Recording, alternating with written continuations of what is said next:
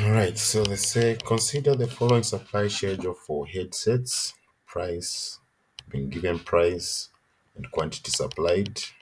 So you can see here, you can see the law of supply in play.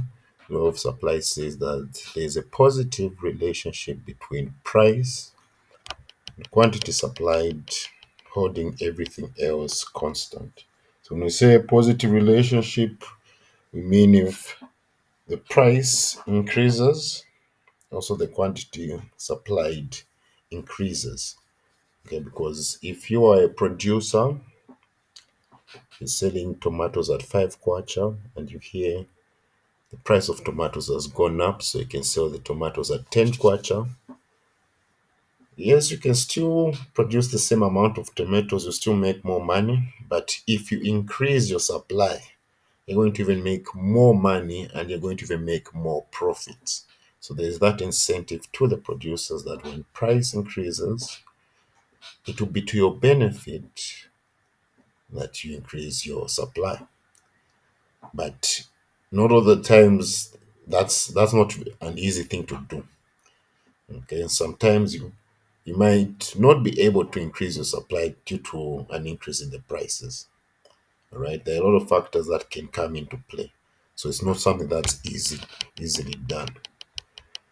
Okay, so I hope we've got our papers and pens. The first question is plot the curve on the graph. So we can plot also on your papers and pens. You can draw this graph the way I'm drawing it so that we can plot it.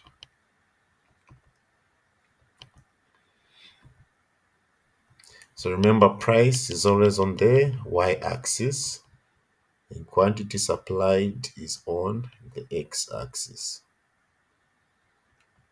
Right, so we have here price 2 kwacha,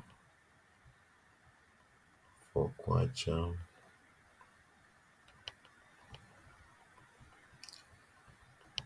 6 kwacha, 8 kwacha. And here quantity we have 15, 25, 35, and 45.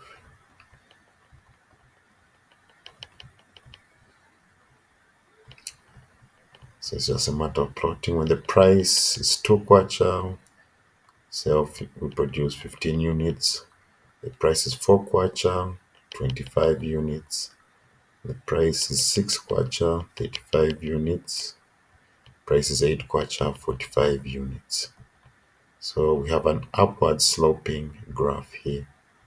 So whenever you see a graph sloping upwards like this tells you there's a positive relationship between the two variables.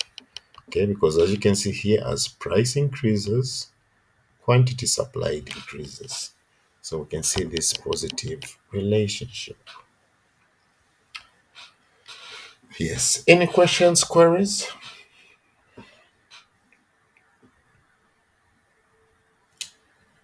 One question I can pose to you is what are the shifters of this supply curve? Right? What makes the supply curve shift? And before we go to that, there's just another important point. We have to be able to distinguish between change in quantity supplied and change in quantity. Or change in supply, I mean, change in supply, yeah. Change in quantity supplied is represented by a movement along this line here, this supply curve, right? When the price is 2 kwacha here, we're producing 15 units. When we increase the price to 4 kwacha, the number of units increases, so we move to point B. So this is a change in quantity supplied. Any movement along this line, which is caused by a change in the price, represents a change in quantity supplied. All right. Then when we talk about change in supply, just in general, change in supply, these factors are the non-price factors, all right? These are other factors that can affect the supply. And the change in supply is represented by a shift in their supply curve. A shift to the right means there's an increase in supply. A shift to the left, that's a decrease in supply. So you must be able to remember what factors change cause a shift in the supply curve. So, colleagues, do you remember any of those factors?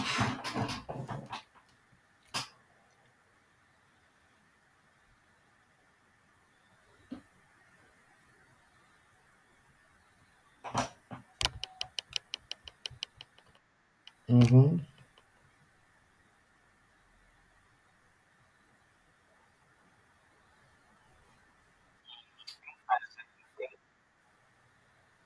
That one's on demand. That one's for changing demand.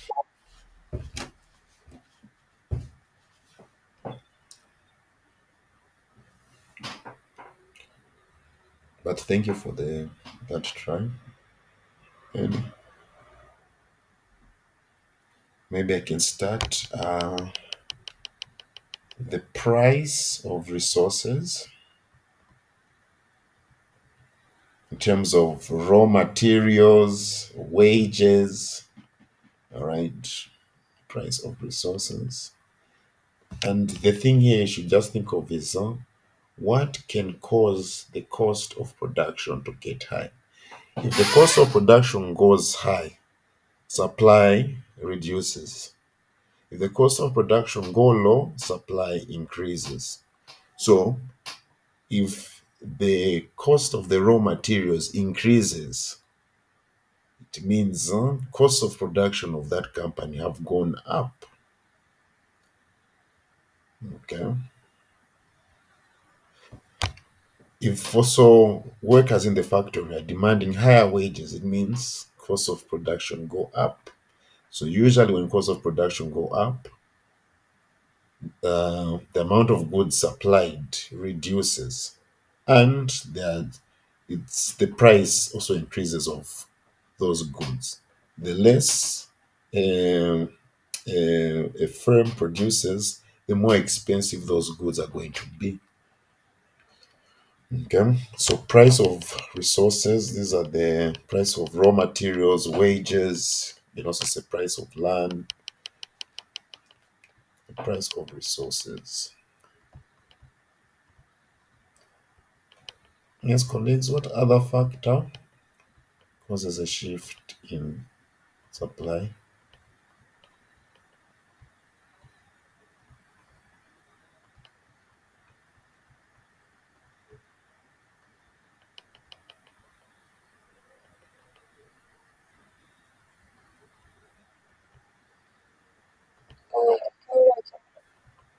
Yes, technology. The better technology you have, the more your supply increases. If you're using old-fashioned technology, you produce less than those with the advanced technology. So technology is one of them.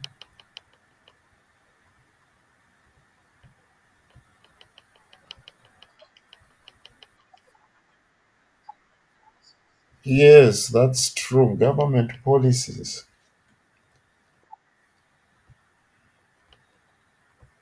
Yes.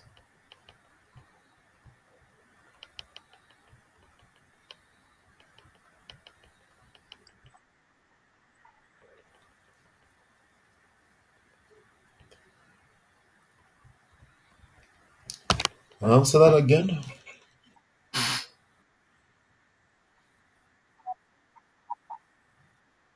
Expectation of future prices, right?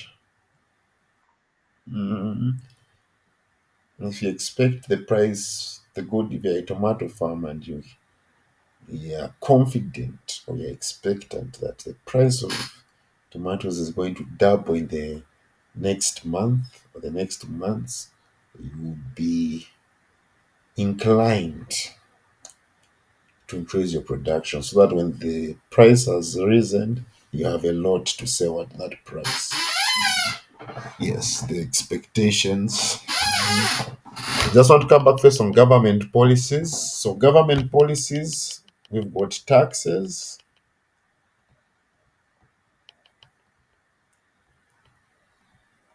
Okay, if government increases taxes for firms and businesses, costs of production go high for those businesses.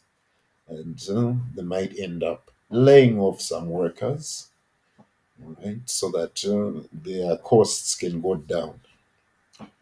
Now, when they lay off those workers, there's people in the factory, there's machinery being used. It means you might produce less. Okay? If government lowers taxes, it means cost of production will be relatively favorable, right? And you would want to boost production because the less government is getting in taxes, the more you are getting in profit. You've got subsidies.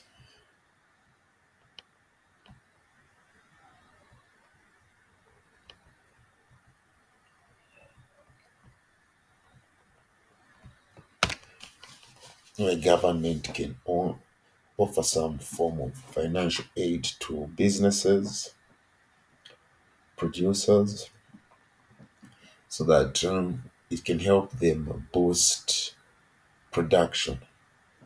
Okay, if certain industries are facing high costs, and government can offer some aid so that the constraints are less on those businesses to encourage them now to produce more.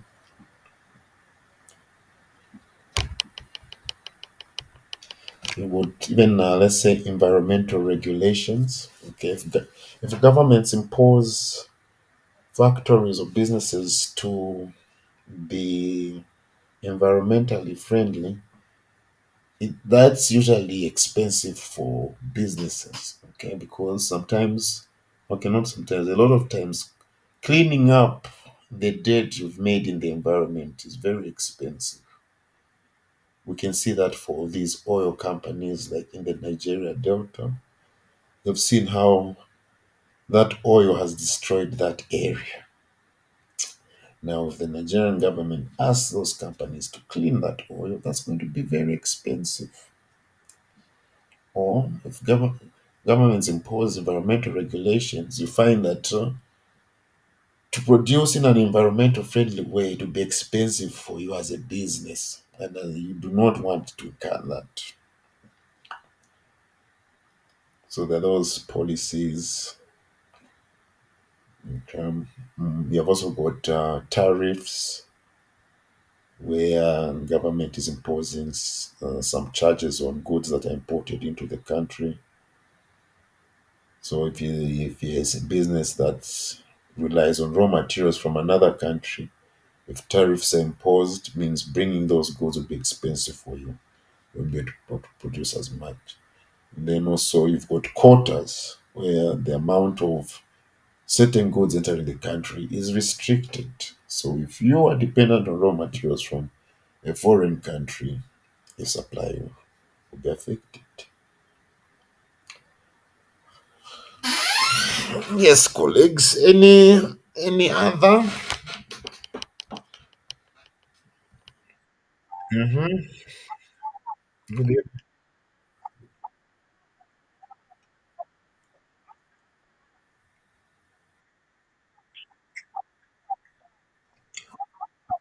Oh yes, you are right. Yes, you are. Yes, you're right, madam. We call those negative shocks. Okay, the country can suffer a famine, a drought, floods, earthquake, tsunami, forest fires. These things, even disease like COVID. Okay, these things can affect supply. Yes. So, madam, thank you for bringing that up. We call those negative shocks. Okay,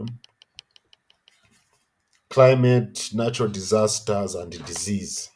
Okay, these things can have a global impact or a national impact. Like right now here in Zambia, yes, we this drought has caused the price of maize and other crops, the prices to go up.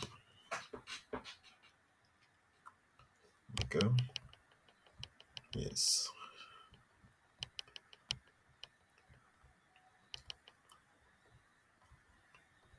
So under the negative shocks, natural disasters, climate change, disease, even war. Okay, you can imagine how the war in Ukraine is impacting industries in Ukraine. Because of the war,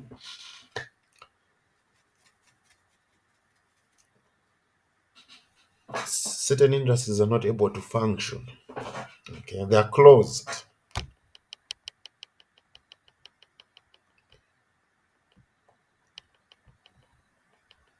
Colleagues, is it also fair to say corruption? We can also put corruption here. Can corruption affect supply for a nation, for a business?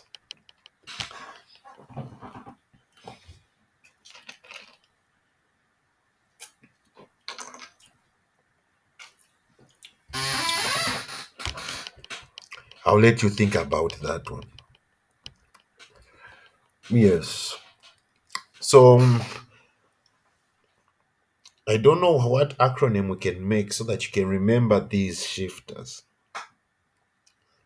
Okay. You have to remember these shifters and just remember the main concept is costs of production. If costs of production go up or cost of doing business goes up, supply will tend to reduce. And if cost of production go down, right, supply will tend to go up. Okay. So if once you're thinking in those lines, then you now start thinking, okay, price of resources, government interventions, and the rest. Yes. Now we go to the second part of this question, which says calculate the elasticity of supply at 4 kwacha and at, okay, we'll say at 2 kwacha and at 6 kwacha. At 2 kwacha and 6 kwacha. Okay.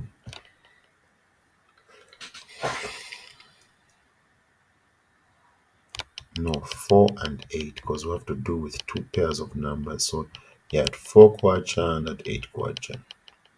So now, price elasticity of supply, how quantity supplied responds to changes in price.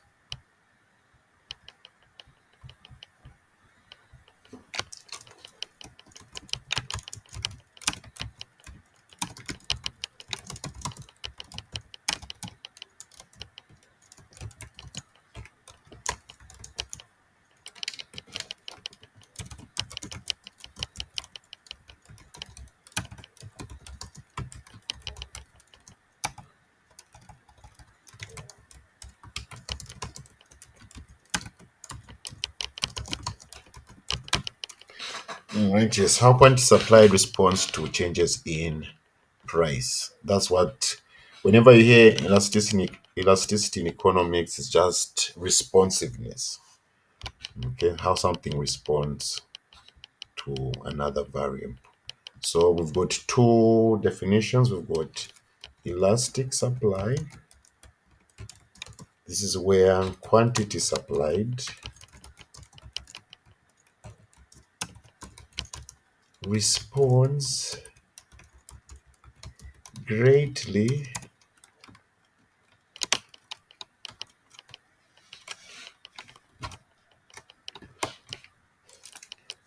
greatly to change in price.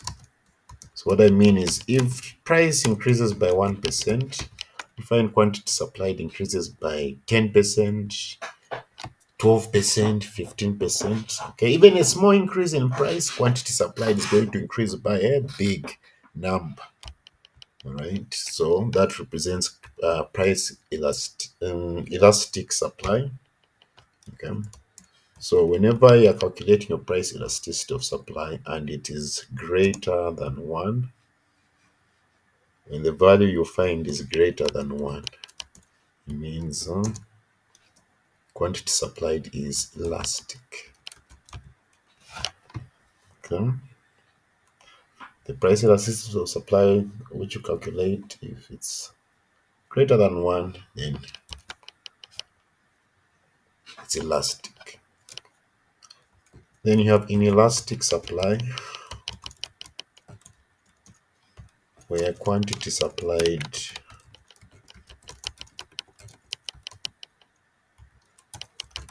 doesn't respond greatly to change in price. Okay, so price can increase by even 50%, but you see quantity supplied only increases by 2%, 1%. Okay, that's inelastic supply, where the quantity supplied is not responding that much to changes in price. So when your price elasticity of supply is less than 1, then the quantity supplied is inelastic.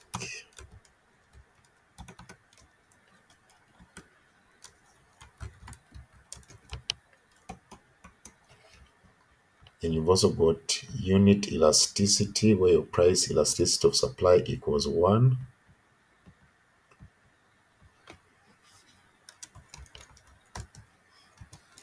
So unit elastic, which will just mean if price increases by 5%, quantity supplied increases by 5%.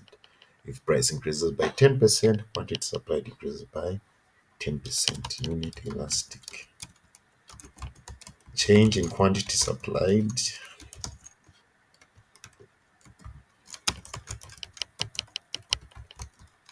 is the same as change in price.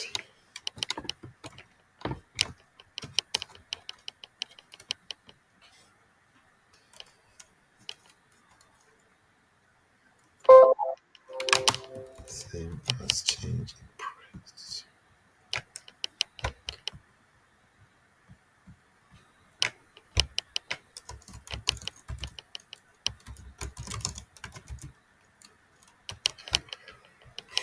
And also the same applies to demand. Okay, and what we're doing here also applies to demand. For price elasticity of demand, how quantity demanded responds to change in price. There's also elastic and inelastic. So this is the formula for price elasticity of supply.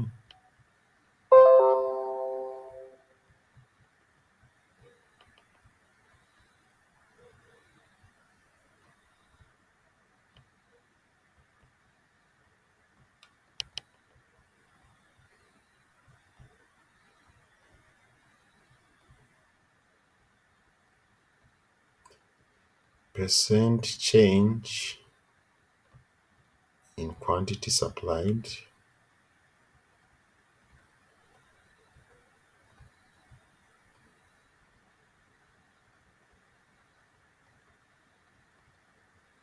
over percent change in price.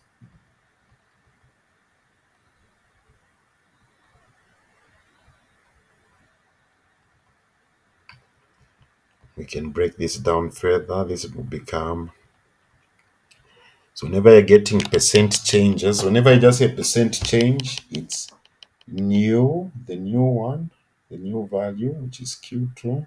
So when we talk about percent change in quantity, the new value Q2 minus the old value Q1 divided by the old value Q1 times 100%. Okay, this is how we get percent change in quantity supplied. New minus old divided by old. Always remember that concept. whenever you want to get percent change in anything, okay, it's new minus old divided by old. Okay, percent change in price, new, which is P2 minus old P1 divided by old P1 times 100%.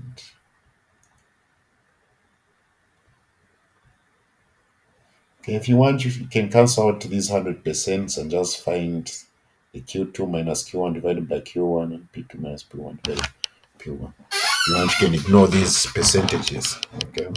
Because even though it's still in decimal, it will give you the same answer. So I hope you got this formula down because we're going now to the question so that we can calculate the price elasticity of um, supply. So get down this formula.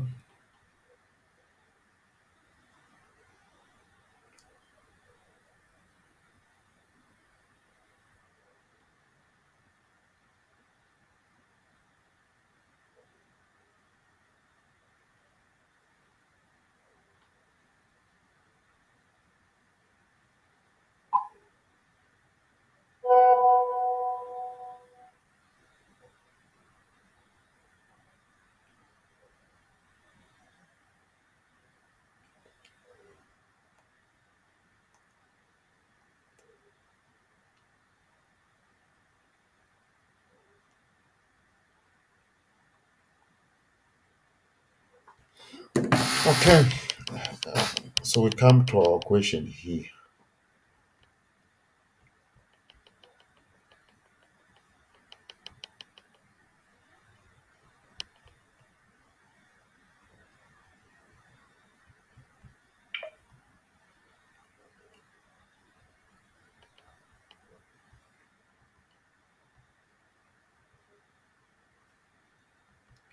Okay, we have to calculate the price elasticity of supply at 4 kwacha. So basically, we're saying when the price changes from 2 kwacha to 4 kwacha, okay, the price increases from 2 kwacha to 4 kwacha. So here your P2 is 4, your P1 is 2, and your Q1 is 15, and your Q2 is 25. So colleagues, let's tabulate the percent change in quantity and we divide it by the percent change in price so that we can get the price elasticity of supply. So we can get our calculators ready. Remember, this is 04, so I believe everyone is fresh. You are not tired. This is when the mind is at its best.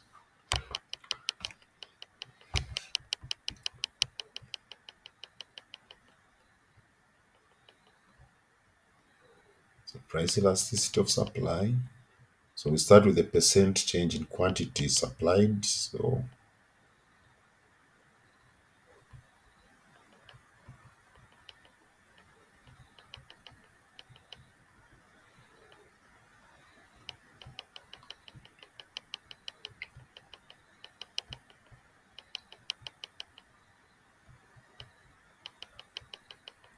the formula here.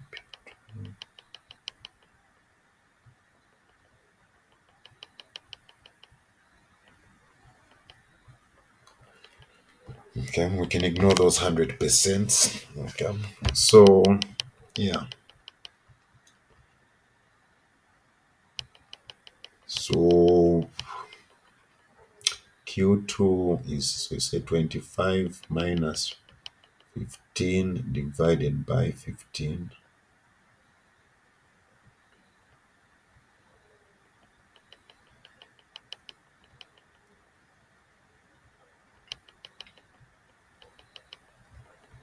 over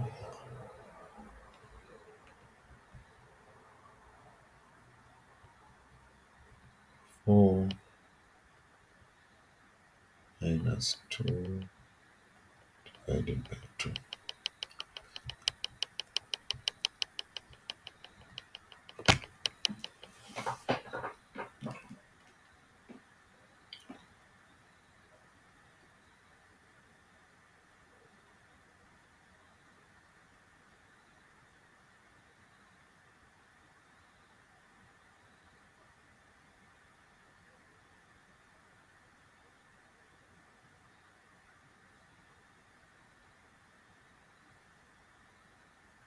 Yes, anybody got the percent change in quantity supplied?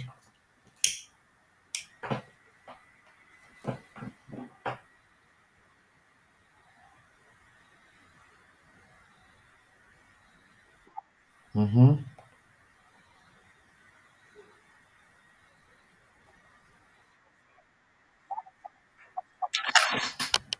Okay, 0.666. Is everyone getting 0.666?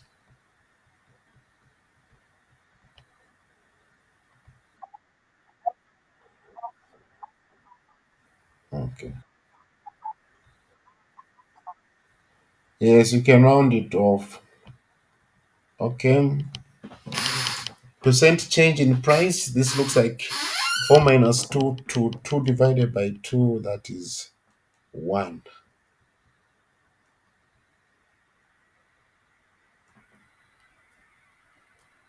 So if we put these as percentages, this would be a 66% increase in quantity supplied, and in price, this is 100% increase. Okay, so price has increased by 100%. Even before we find the price elasticity of supply, we can be able to tell if it's elastic or inelastic. Price has increased by 100%, but quantity supplied has just increased by 66.7%. So, colleagues, is this elastic or inelastic?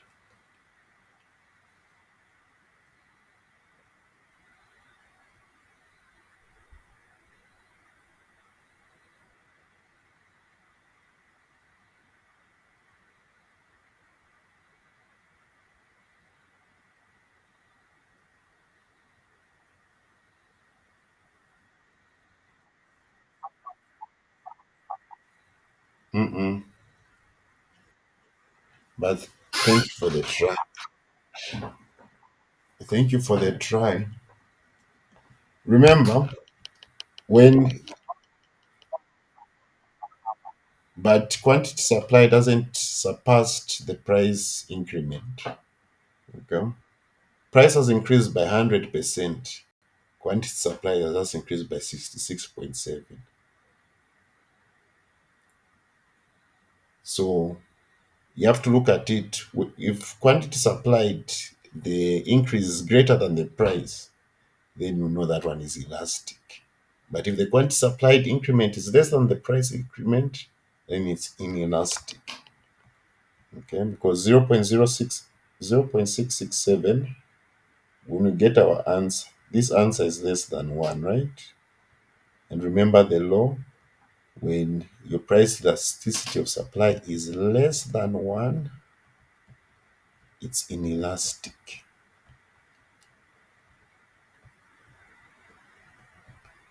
Okay? If it's less than 1, it's inelastic. So think of, you have to you have to see how quantity supplied has responded. Is it greater than the price? Okay. Or is it less than the price? Are we okay with that, colleagues? Any questions?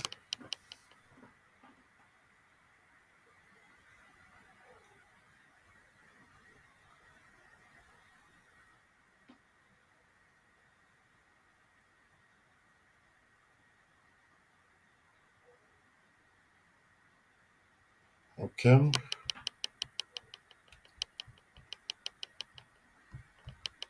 The next part,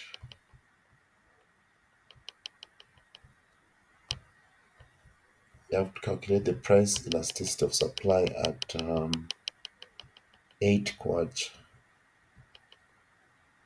So it means and the price increases from 6 kwacha to 8 kwacha. So we're focusing on these. So our P1 is 6 kwacha, P2 8 kwacha, Q1 35 units, Q2 45 units.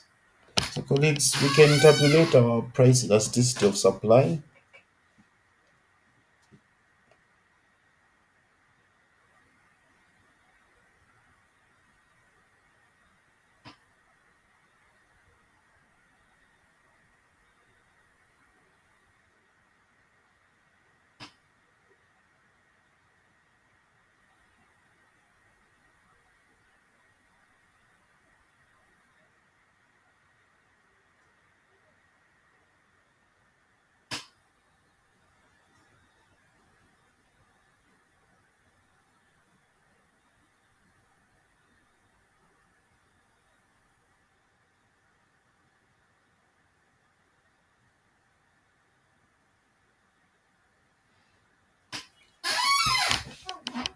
So we find percent change in quantity, then percent change in price. So in this case, it would be Q2 45 minus Q1 35 divided by 35.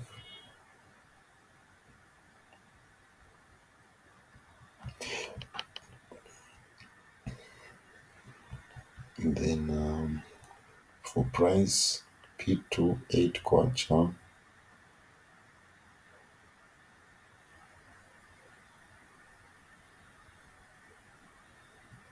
minus 6 kwacha divided by 6 kwacha.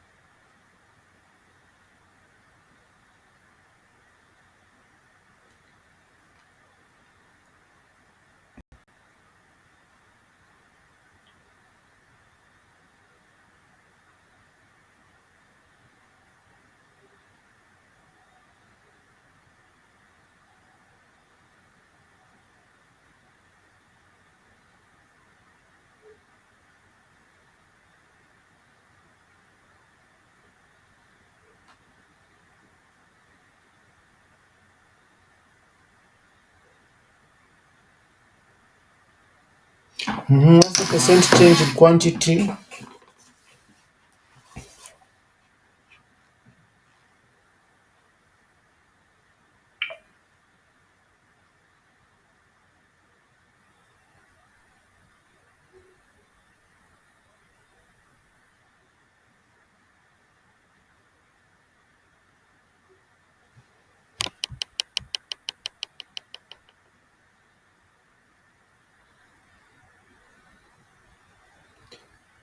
Anybody? Percent change in quantity?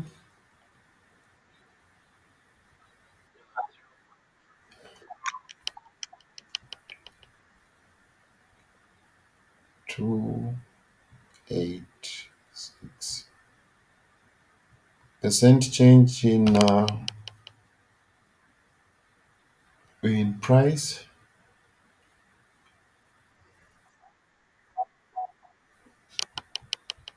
0.333.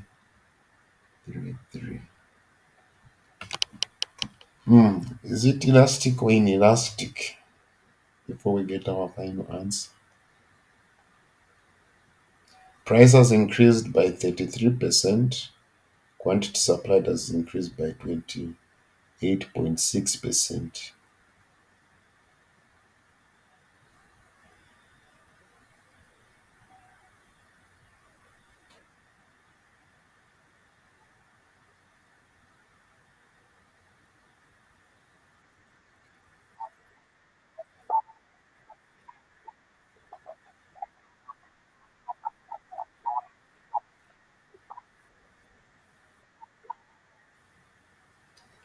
Okay, yes.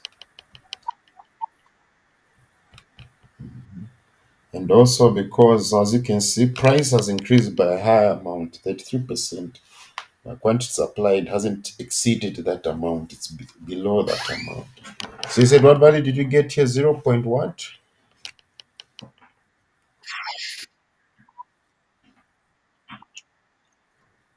8571. Okay.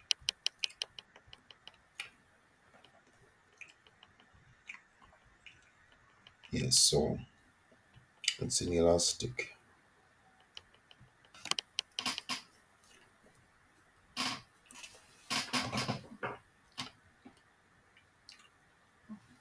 So colleagues, what do you think makes quantities supplied inelastic? What factors can prevent a supplier from increasing their production when the price of the good they're selling increases?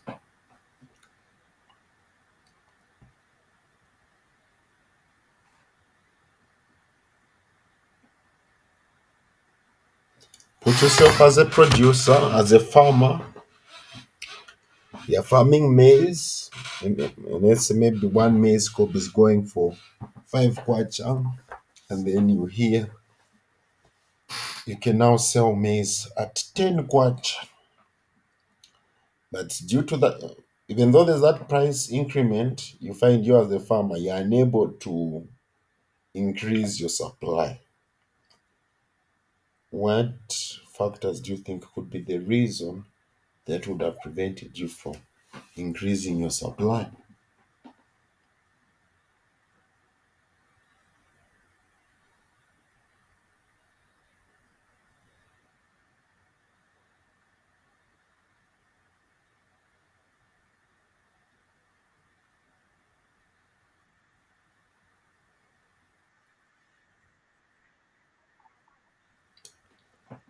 What prevents producers from increasing their supply when the price of the good they're selling increases?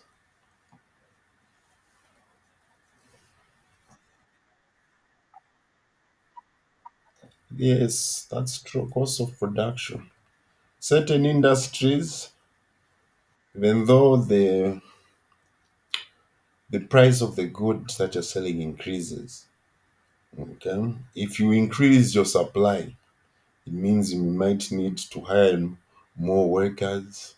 You might also need to get new machinery. You also might need to build new factories. So you find with those costs, you won't be able to increase your supply. You might increase your supply by a small amount, okay, but you won't be able to increase it by a big amount, okay. But if you're in an industry where your costs really won't change, okay, your cost of production really won't change if you increase your supply, then you'll gladly increase your supply. So, madam, thank you for that one. Yes, costs of production Anything else? Any other factor?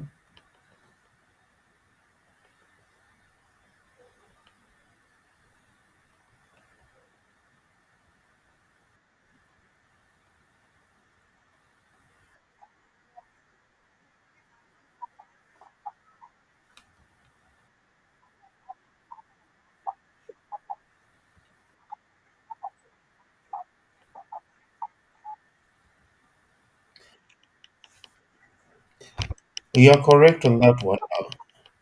Availability of all the factors of production or income, availability of the land, labor, and capital. A simple example is this: you are a farmer, you've got maybe, let's say, less than an acre of land. You're selling maize, the price of maize increases. You don't have spare land where you can grow more maize. So you find you won't be able to increase your supply. Okay. Or you may not have the capital, okay, required to help you increase your supply. Okay. So it's the availability of the factors of production. If you've got spare land, spare capital, when the price increases, you also increase your supply. But if you do not have spare land or spare machinery, then your supply will still stay stagnant. So, yes, madam, thank you for that one. Availability of the factors of production.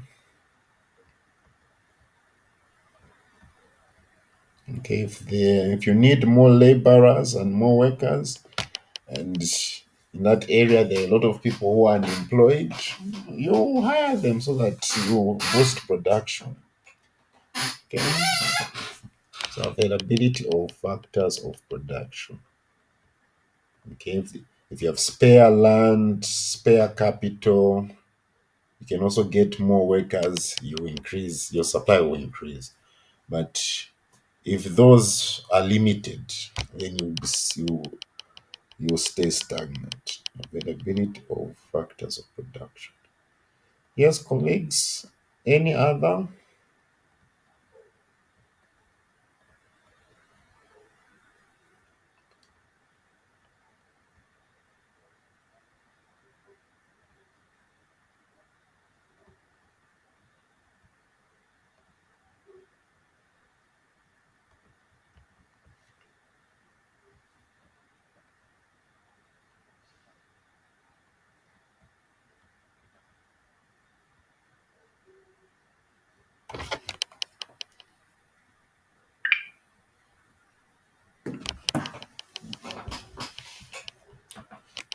Mhm. Time period is another one. Okay, usually in the short run, basically, let's say for example, if prices just change, you can't really increase your production there and then because you haven't got the spare labor, spare capital, and spare land.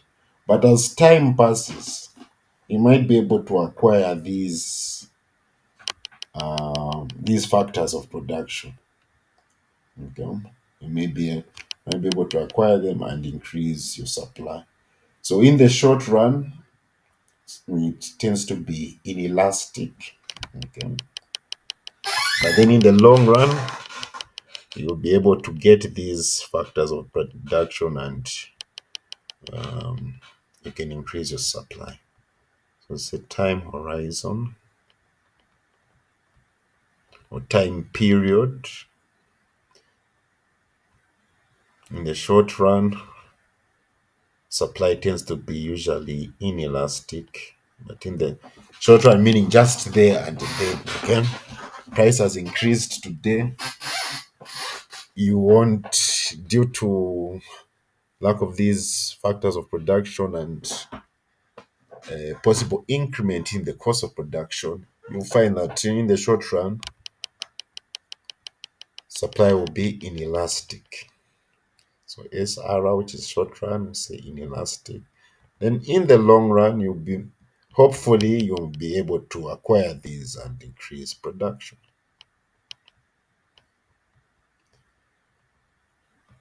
So in the short run, inelastic.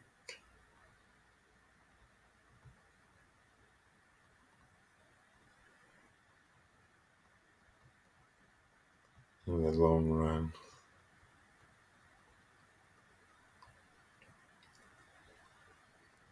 elastic. Oh, and also in microeconomics, when you say the short run, you have got most of your factors of production are fixed, and you might have one factor production that is variable. But in the long run, all your factors of production are variable. Remember that point. In the short run in microeconomics, right, you only have one variable factor of production, which is usually labor, and the other factors of production are fixed, which is your land and which is your capital. Okay, as a firm, you can hire workers today, fire workers. So labor is usually the most variable factor of production. But capital and land, usually in the short run, they are fixed, meaning you've got just a set amount of land that you use for your production, and you've got a set amount of machinery.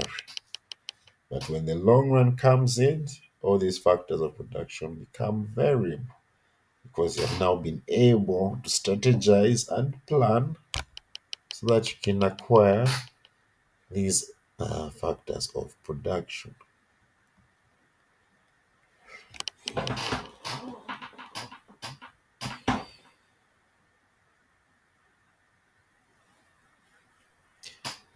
So these are there are more, but these are the three main determinants of price elasticity of supply. Okay, these are the determinants of price elasticity of supply.